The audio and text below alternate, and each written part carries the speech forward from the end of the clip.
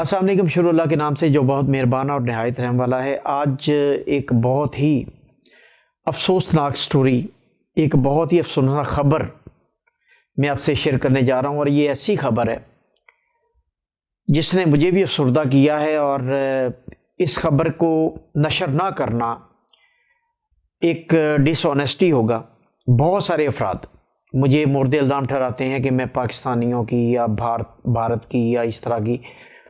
خبریں دے کے بدنامی کا باعث بنتا ہوں۔ تو اس بدنامی، اس نیک نامی، جو بھی دونوں میں سے آپ کہہ لیں، ان میں ان افراد کا ہاتھ کار فرما ہے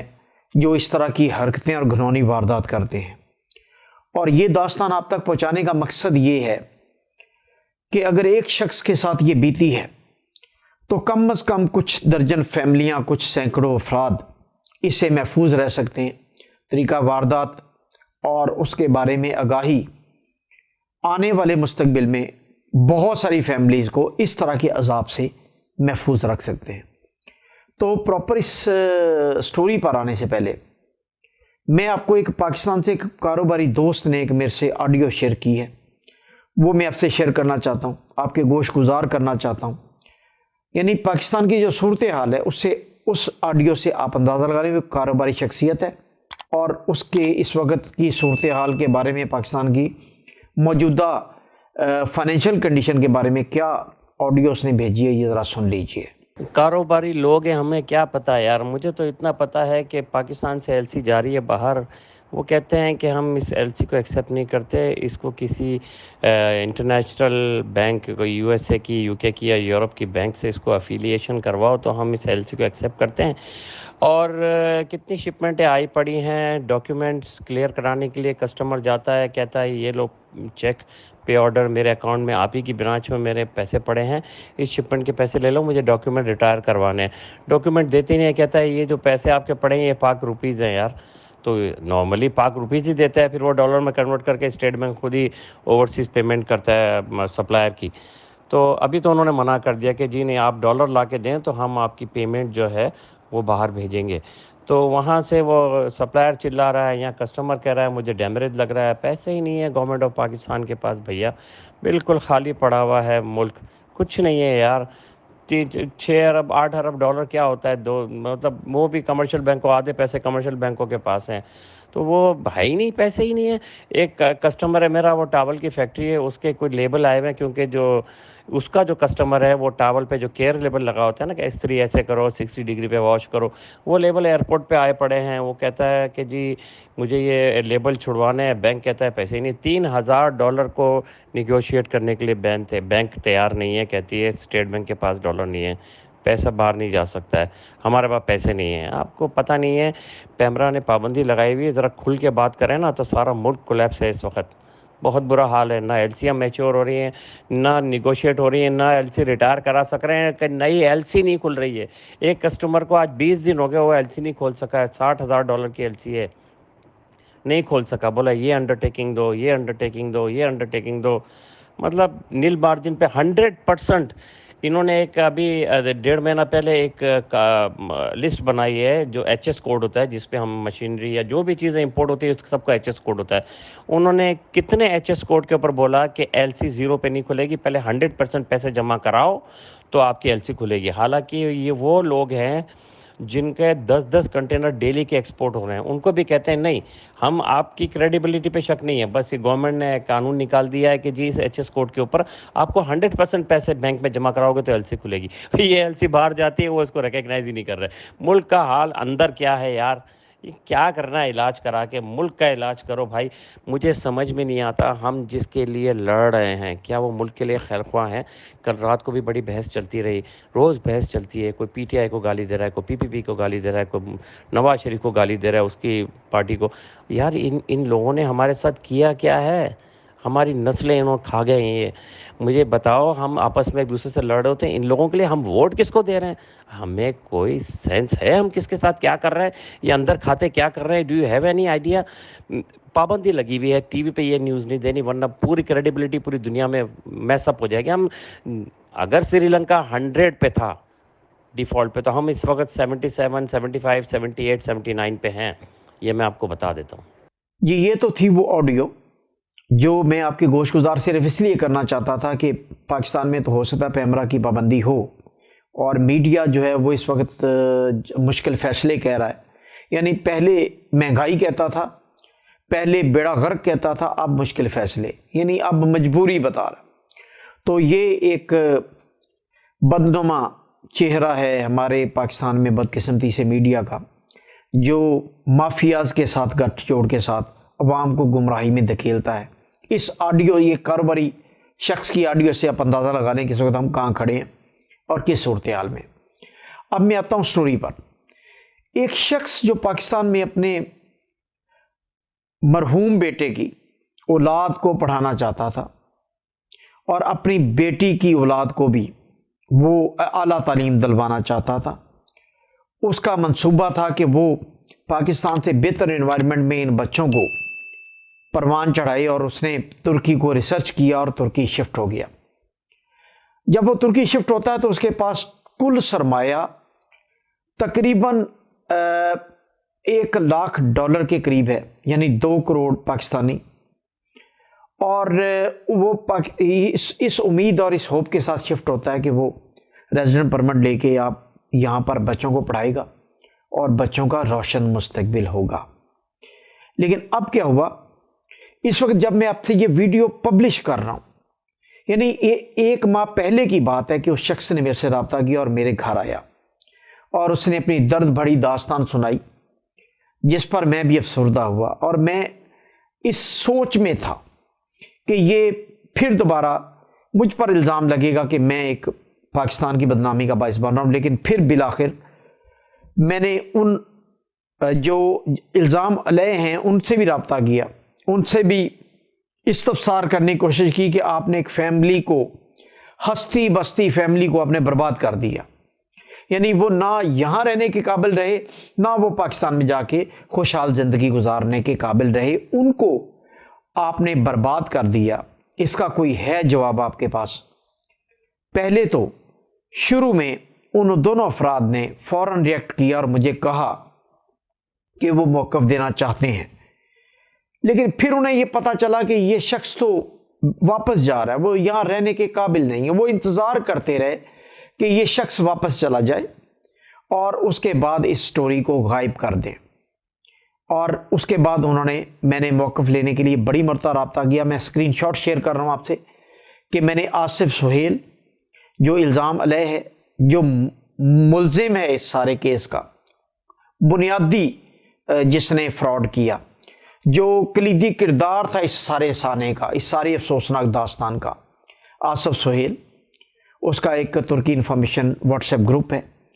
وہ اس کے ذریعے ان سے رابطہ ہوا. اور غضنفر نامی یہ متاثرہ شخص, یہ بالآخر ریزیڈنٹ پرمٹ نہ ملنے کی وجہ سے سب کچھ اونے پونے داموں بیچ بٹ کے یہ $38,000 لے کے واپس پاکستان کو چلا گیا. یعنی $90,000 $1,00,000 کے قریب وہ لے کے آیا, اور واپس وہ کیا لے کے جاتا ہے, وہ $38,000 یہاں سے لے کے جاتا ہے. تو اب یہ داستان آپ غضنفر کی اپنی زبان سے سن لیں. میں اس پروگرام کا آغاز کرنا چاہتا ہوں, میں نے اس کو ریکارڈ کیا تھا.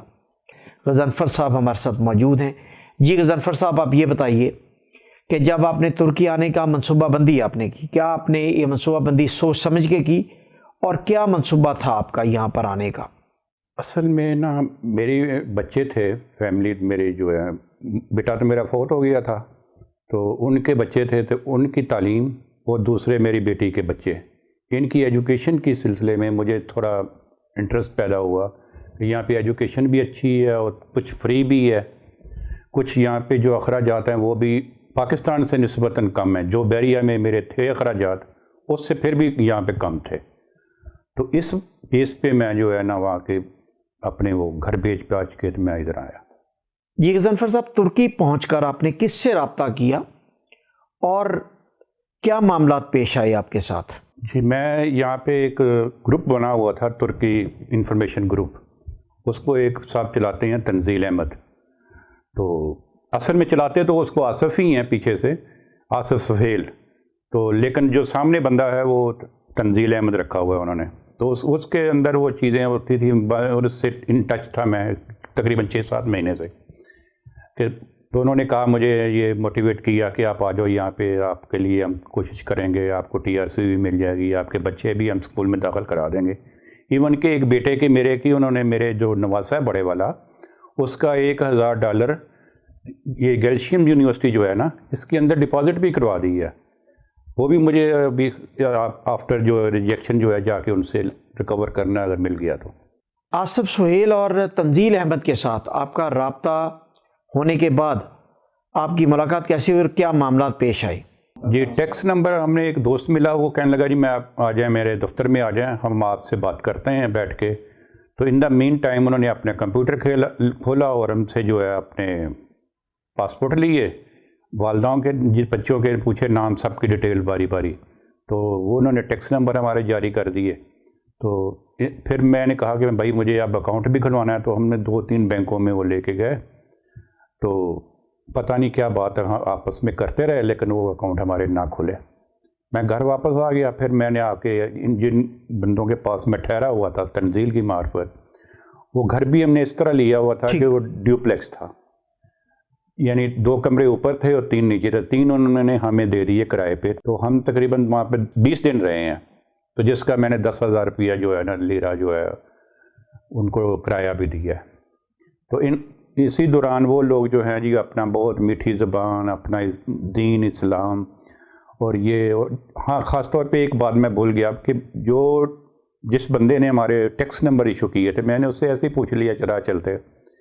کہ بھائی کتنے پیسے آپ کو دینے پڑیں گے اس کے، تو کہنے لگا جی فی بندہ جو ہے 400 لیرہ۔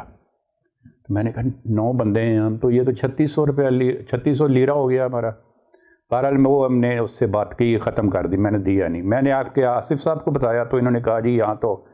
ہر بندہ جو ہے وہ لوٹ لا ہے ایک دوسرے کو، پاکستانی کو۔ تو انہوں نے جناب کہا کہ ہم آپ کے لیے گھر تلاش کرتے ہیں۔ اب جناب یہ صبح نکلتے تھے باپ بیٹا میرے لیے گھر تلاش کرنے کے لیے، کبھی اسٹیٹ ایجنسی پہ جا، کبھی اس پہ جا۔ اچھا مزے کی بات یہ ہے کہ یہ بات کرتے تھے اس کے اوپر، ان کو اپنی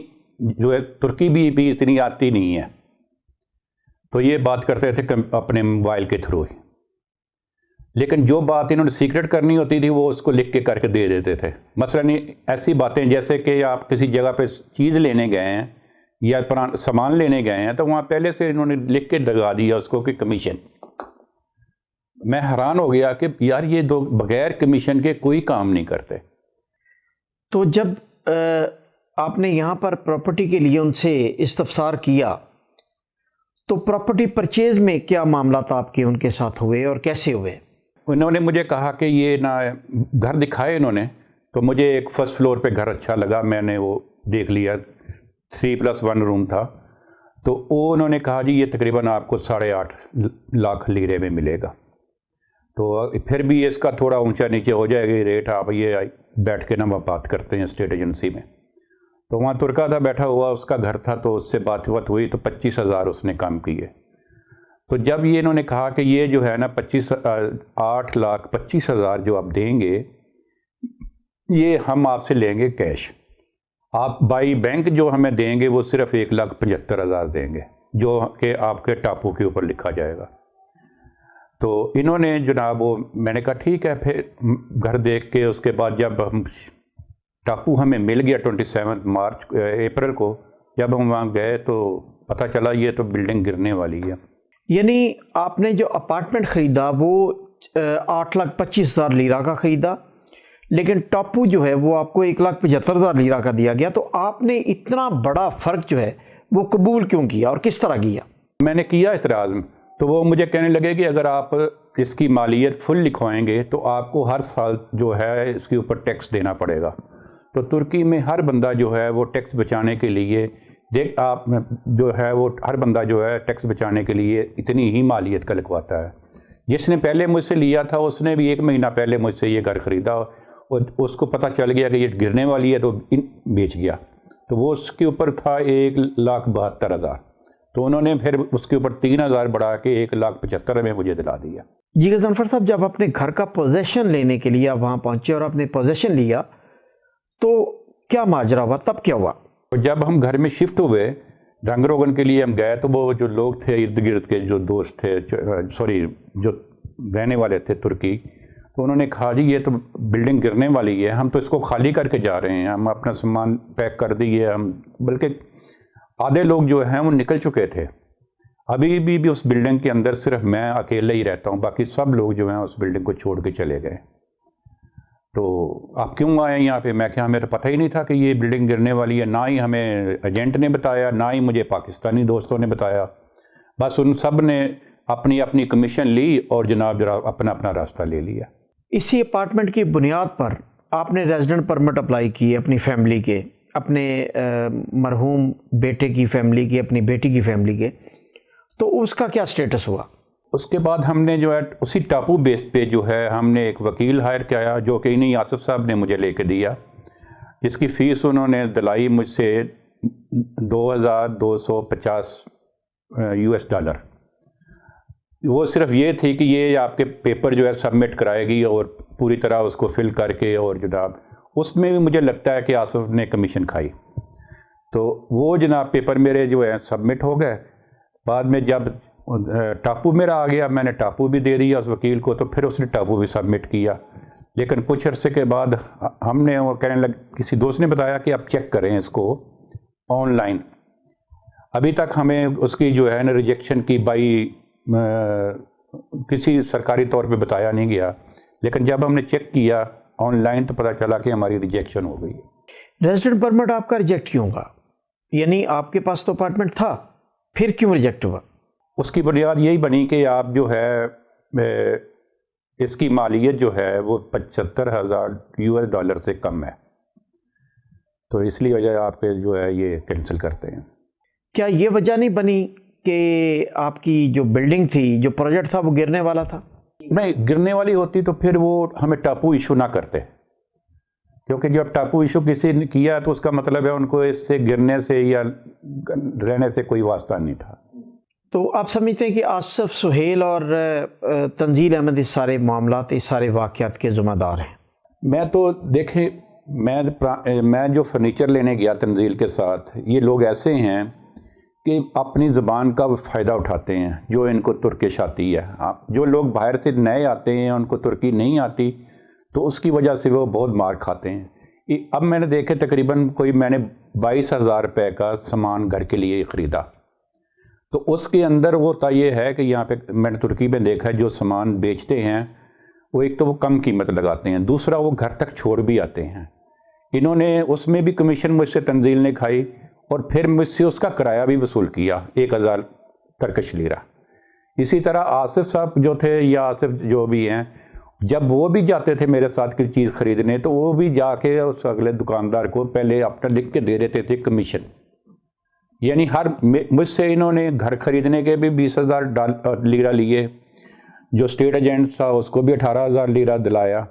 اور جو گھر کی مالیت تھی جو انہوں نے 8,25,000 میں مجھے دلایا، وہ جناب جب میں گھر میں پہنچا تھا تو لوگوں نے مجھے کہا کہ یہ تو 6 لاکھ سے بھی زیادہ مالیت کا نہیں ہے۔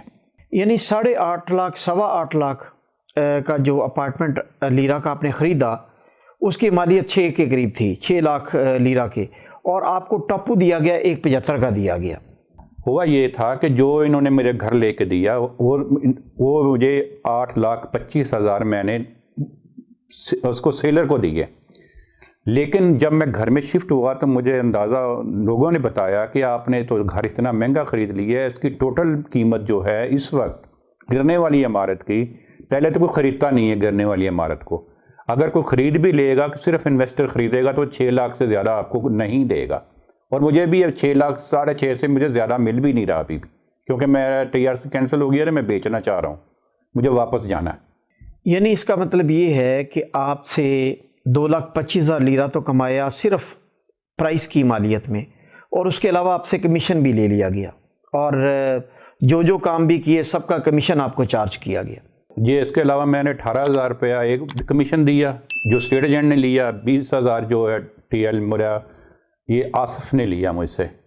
کہ میں نے بہت بھاگ دوڑ کی ہے اور میرا بیٹا بھی لگا رہا، تو ہم تینوں جو ہیں اس میں حصے دار ہیں.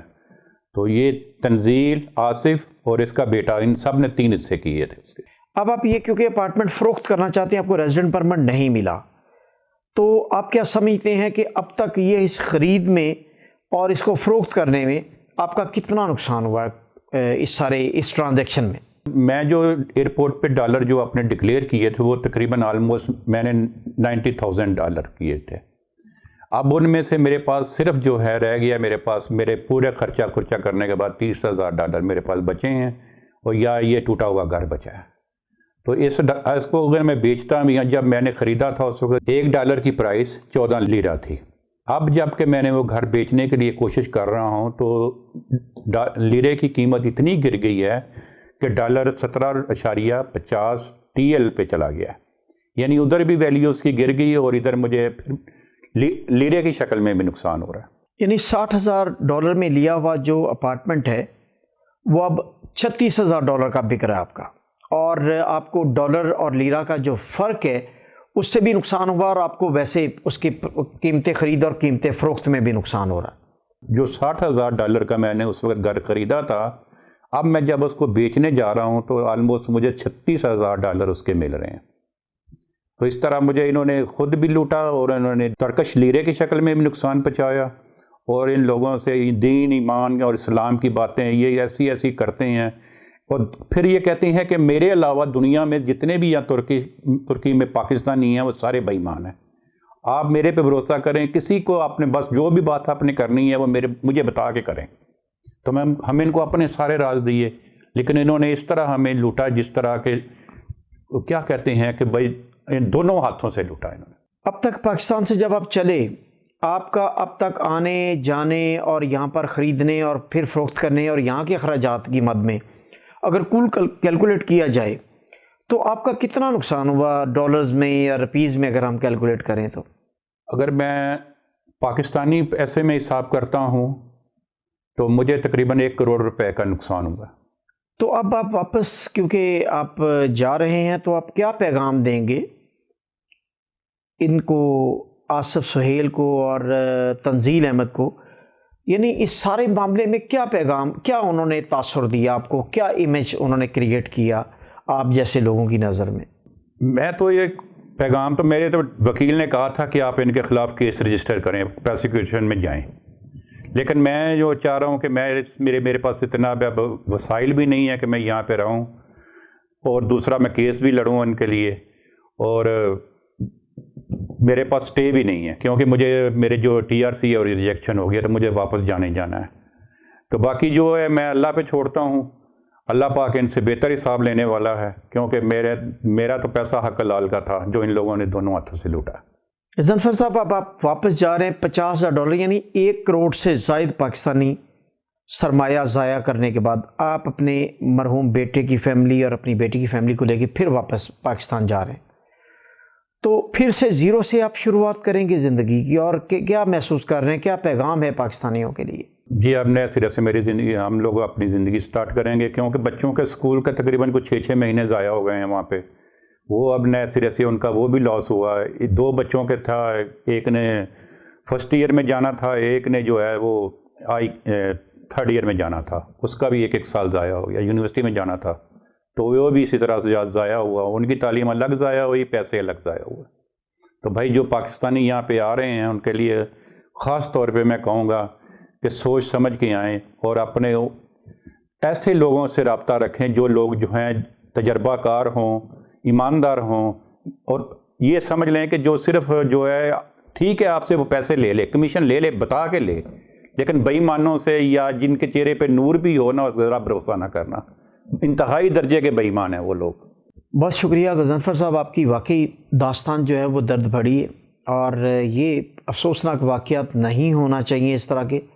اور خاص طور پر پاکستانی یا بھارتی جو ایجنٹ ہیں ریئل اسٹیٹ میں کام کر رہے ہیں ان کو کم از کم یہ محسوس کرنا چاہیے کہ یہ ایک شخص یا ایک سرمایہ کا معاملہ نہیں ہے، زندگیوں کا معاملہ ہے. اب آپ دیکھیں کہ ایک شخص اپنے مرحوم بیٹے اور اپنی بیٹی کی فیملی کے سہانے خواب دیکھ کے یہاں پہنچا، لیکن اس کے ساتھ یہ بیتی کہ وہ شخص اپنا سارا سرمایہ ضائع کر کے اپنا پیچھے والا گھر بیچ کے یہاں پہنچا اور یہاں سے اب بیچ کے واپس جا رہا ہے اور نئے سرے سے زندگی کا آغاز کرے گا۔ 1 مہینہ مسلسل ہو گیا غضنفر صاحب کو مجھے اس پر اصرار کرتے ہوئے کہ میں پروگرام ریکارڈ کروں اور آن ایئر کروں، لیکن میں یہ چاہ رہا تھا کہ آصف سہیل کا اور تنزیل احمد کا موقف آ جاتا، لیکن بدقسمتی کی بات یہ ہے کہ شروع میں تو انہوں نے مجھے رسپانس کیا، میرے پاس سارا ریکارڈ ہے، میں یہ ونڈو میں چلا رہا ہوں ان کے ساتھ جو میں نے کمیونیکیشن کی، لیکن انہوں نے یہ مناسب ہی نہیں سمجھا کہ یہ موقف دے، کیونکہ انہیں پتہ تھا کہ یہ غضنفر اب یہاں پر ایسے ریزیڈنٹ پرمٹ نہیں ملا اور یہ پونے پونے داموں بیچ کے واپس چلا جائے گا اور یہ داستان نہیں رہے گی داستانوں میں۔ لیکن یہ داستان میں اس لیے چھوڑے جا رہا ہوں داستانوں میں تاکہ آنے والے اس طرح کے مظلوم اور اس طرح کے افراد جو مستقبل کا خواب دیکھ کے اپنا سرمایہ یہاں لا رہے ہیں وہ اس طرح کے لوگوں سے محفوظ رہ سکے۔ اور میں یہ آصف سہیل اور تنزیل کی تصاویر بھی دے رہا ہوں، یہ میں معذرت کے ساتھ مجھے یہ دینی چاہیے تاکہ یہ جو یہ محسوس کر رہے ہیں کہ موقف دینے کی بجائے خاموشی اختیار کریں اور یہ سوچ رہے ہیں کہ شاید یہ داستان لوگ بھول جائیں گے یا لوگوں تک پہنچے گی نہیں، لیکن میں اپنا فرض اس کی ادائیگی کیے جا رہا ہوں۔ یہ داستان نہ صرف لوگوں تک پہنچ رہی ہے بلکہ یہ ریکارڈ کا حصہ رہے گی اور آپ کا موقف نہ دینا بھی ریکارڈ کا حصہ رہے گا۔ تو یہ ایک ایسی داستان جس سے دکھ ہوا مجھے بھی اور آپ سب کو بھی یقیناً دکھ ہوگا، اور میں نے موقف لینے کی بہت کوشش کی لیکن انہوں نے اوائڈ کیا۔ پورا 1 مہینہ موقف دینے سے یہ کتراتے رہے صرف اس لیے کہ غضنفر چلا جائے گا تو داستان مٹ جائے گی، لیکن یہ داستان مٹی نہیں، یہ ریکارڈ کا حصہ بن گئی۔ بہت شکریہ۔